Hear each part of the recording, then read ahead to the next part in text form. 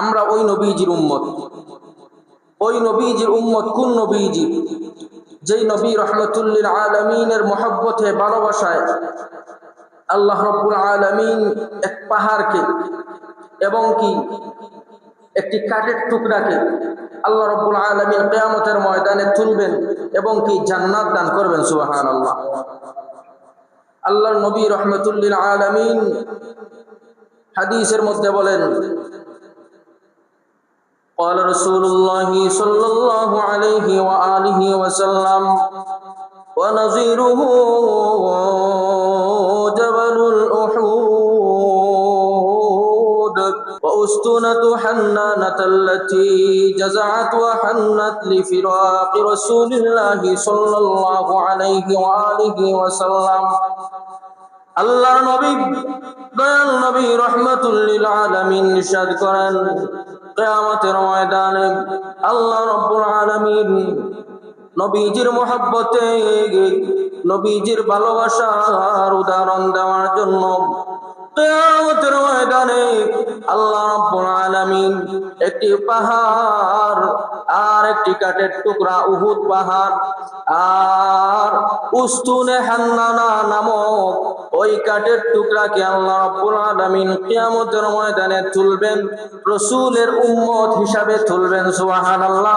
আর কিয়ামতের ময়দানে আল্লাহ রাব্বুল আলামিন ওই নবীজির ভালোবাসার কারণে ওই পাহাড় আর ওই খেজুর গাছের টুকরাকে আল্লাহ রাব্বুল আলামিন নবীজির মহব্বতের কারণে জান্নাত দান করবে। ওই নবী কেমন নবী?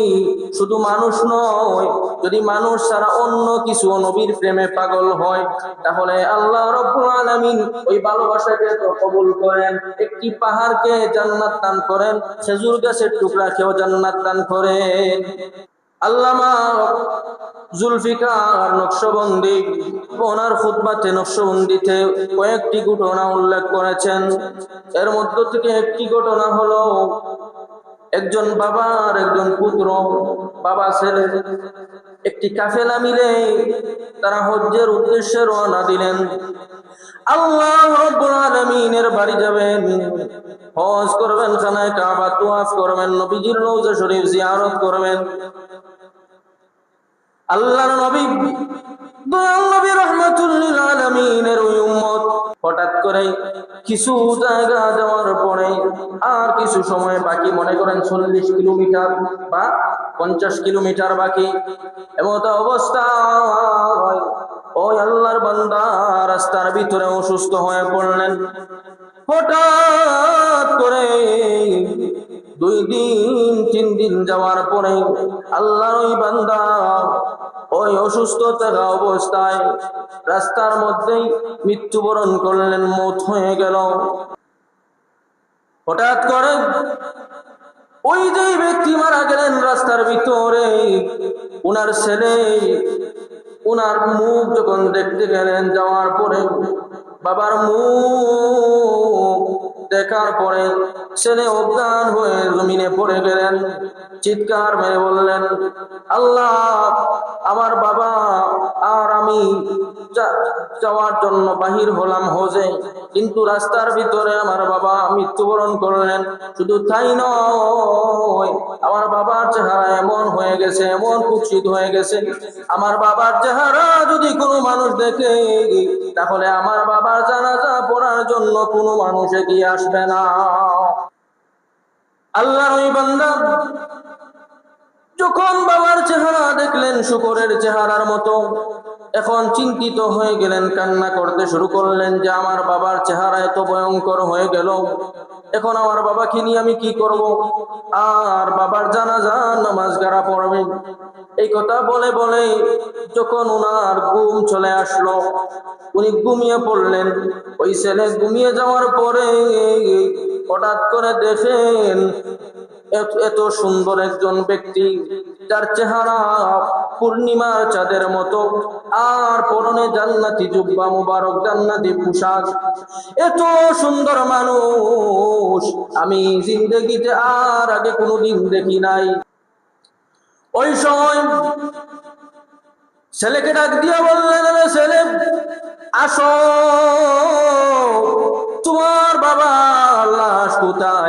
আমাকে নিয়ে চলো তোমার বাবার লাশের পাশে। এই কথা বলার পরে যখন ছেলে নিয়ে গেলেন বাবার লাশের পাশে, ওই ব্যক্তি আগন্তুক মুসাফির, এই নুরানি চেহারাওয়ালা মানুষটা ওই সময় সঙ্গে সঙ্গে ওই লাশের উপর থেকে চাদরটা সরাইয়া দিয়া ওই লাশের উপরে, চেহারার উপরে এরকম ভাবে হাতটা রেখে দিলেন। হাত রাখার পরে দেখা গেল কিছু সময় আগে ওই লাশের চেহারা শুকরের মতো ছিল, আর ওই ব্যক্তি হাত রাখার সঙ্গে সঙ্গে নুরানি হয়ে গেছে। সুবহানাল্লাহ। তিনি বললেন, তুমি চিন্তা করো না, আগামীকাল সকাল হওয়ার পরে তোমার বাবার জানাজার নামাজ পড়ার জন্য কিছু মানুষ আসবে, তোমার বাবার জানাজার নামাজ সম্পন্ন হবে, চিন্তা করো না। ওই ছেলে ডাক দিয়া বলে, এ আগন্তুক মুসাফির, আপনাকে তো আমি চিনলাম না, কোনোদিন দেখিও নাই। আজকে আমার এত বড় বিপদের সময়, এত বড় মুসিবতের সময়, যেই জায়গায় দুনিয়ার কোনো মানুষের সাহায্য চলবে না, এই জায়গায় এই বিপদের ঘাটে আপনি আমাকে সাহায্য করলেন। আপনার পরিচয়টা বলুন, কে আপনি? ওই সময় তিনি ডাক দিয়া বললেন, আমি দুনিয়ার কেউ নই, আমি হলাম মদিনার নবী রাহমাতুল লিল আলামিন। সুবহানাল্লাহ। তিনি তো অবাক, ইয়া রাসূলুল্লাহ, ইয়া হাবিবাল্লাহ, গো নবীজি, আপনি কেন আমার বাবাকে সাহায্য করলেন?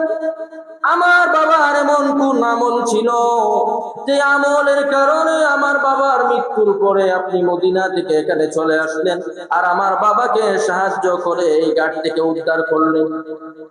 এখন তিনি বলতেছেন, তোমার বাবার নামটা আমার কাছে বড় পরিচিত, তোমার বাবার নামটা আমার কাছে বড় পরিচিত। কিভাবে?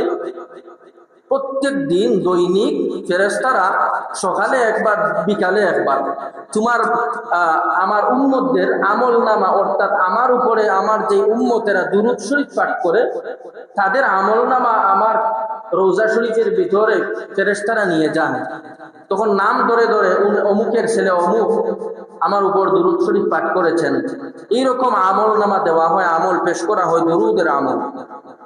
তোমার বাবা আমার কাছে বড় পরিচিত, কেননা তোমার বাবা প্রত্যেক দিন দৈনিক 200 বার আমি রসুলের উপরে দুরূদ শরীফ পাঠ করতেন। সুবহানাল্লাহ।